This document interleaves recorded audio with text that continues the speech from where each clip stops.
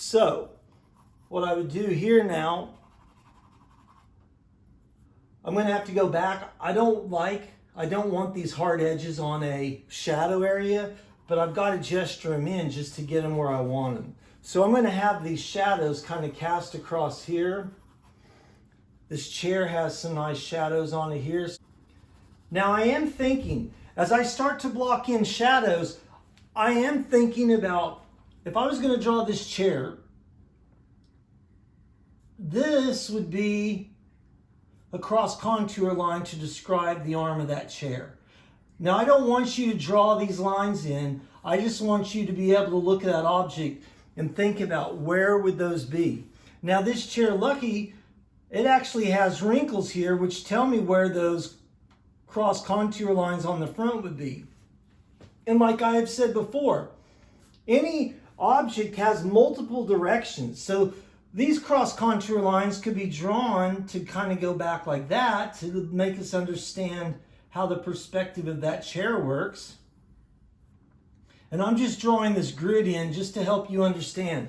So when I'm looking at that chair, I now know that that goes this way or it could go that way. You know, lightly shading in the shadows, I am thinking of surface direction. On this one, I would tend to draw it coming this way, because there's also cross contours that wrap that way. So what I'm trying to do is understand, as I draw this object, I use these lines and that observation to get it placed, but then as I start to define it, I'm actually thinking three-dimensionally. How does that object exist? There are a couple of pillows thrown over against this. Somebody must have slept in this chair sometime. So there's some pillows and a couple of blankets laying here, tossed over that arm of the chair. This gives it a little bit of sense of art, but the fact that that is visual information that starts to tell a story. Little things like those pillows on the chair make this go in a different place because it starts to give you extra information. It's not just that room, it is the story of, well, why are those pillows on the chair? Just having pillows on the chair starts to say, oh, there's a story. Did somebody get in a fight? Was somebody not able to sleep? You know, I end up sleeping on the couch a lot because for some reason I started snoring. I didn't sleep in that chair. I'd sleep on the couch, but at some point somebody had to sleep on that chair. So these are the things that make a drawing into the realm of art. And this is one of those things I want you to realize. As you pick a subject matter, if you open yourself up to that, as you're setting things up on the table even to draw them, realize that the things you choose all tell a story a little bit. Each thing has a meaning, and as you put it together, it starts to have a whole nother meaning. So that's what starts to happen here is we, just by choosing to draw some, you know, random room across the hallway there, I start to make an artistic expression. And that is why I am so glad to be an artist, because there's this amazing thing that a former professor and colleague, and I'd like to say friend of mine named Michael Odom, he wrote an article called Stuff Means Stuff. And it was one of the most enlightening, simplified explanations to how art and contemporary art making actually carries meaning. When you see an object, that object has multiple levels of meaning. You've got the identification of an object. Oh, it's just a pillow on a chair. But then that's a particular pillow. If I make these in a certain type of, like the actual pillows are just a solid color. But what if those pillows had like a child's print on them? That means something different than a colored one. The blanket that's thrown over a chair, that's going to carry different meaning. You know, it's going to, all of these little things have a sense of meaning to them. And as we stick them together, each meaning starts to compound itself. And we actually get to the point where what we're doing is creating a very elaborate story. Now, here's one thing that's real interesting. The city of New York, several years ago, they found that the best training for their detectives was to actually make them take art classes. And I don't remember if it was a studio art class or just an art history class, but basically learning to analyze and observe the artwork is the same thing as being a detective. Being able to identify all of the little information that's there and to put that into a context to understand how it all influences each other. And that's why, that's why I'm an artist, because just sitting down, arbitrarily picking that room across from me to draw because that's what was handy, and it was a little bit windy today. I thought about doing this outside, but I ended up having a drawing that actually has some interesting expression to it. So what I'm going to do is just quickly kind of go into some of my thought processes. So I basically have my overall drawing here. There's a lot more details that I could sit there and, figure out and consider and get worked out. But I basically have my overall drawing. One of the things that I have not really emphasized as much to this point is how to be as careful as possible.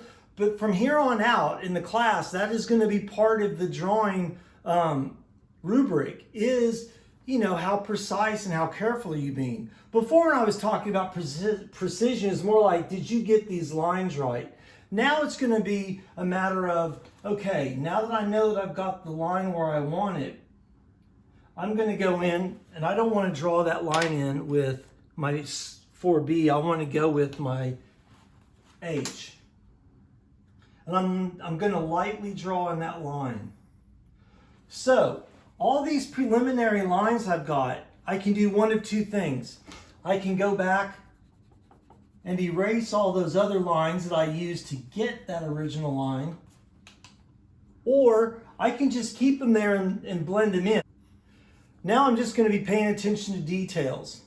Now I've got this placed, so what I'm going to do,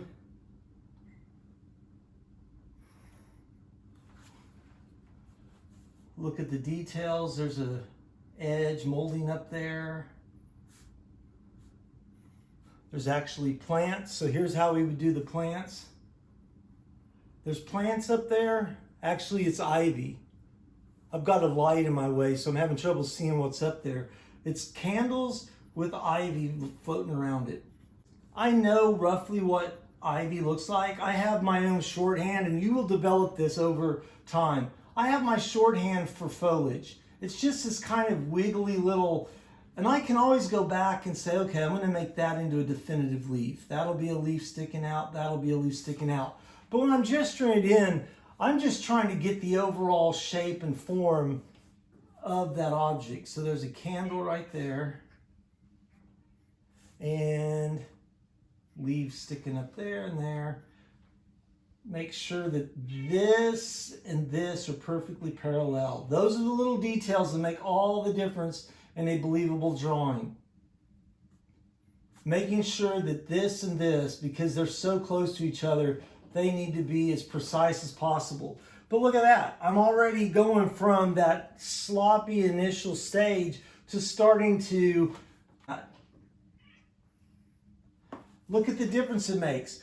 Just committing to that one precise line. Just to speed up the process, I'm going to show you there's extra detail here. It's up to you how much of that you want to put in there. There's a large door and two little side panels. So what I'm thinking is, rule of perspective, this one's going to be bigger than that one, so where would I put that? So this is one of those times where I'm actually using observation skills with just knowing how perspective works.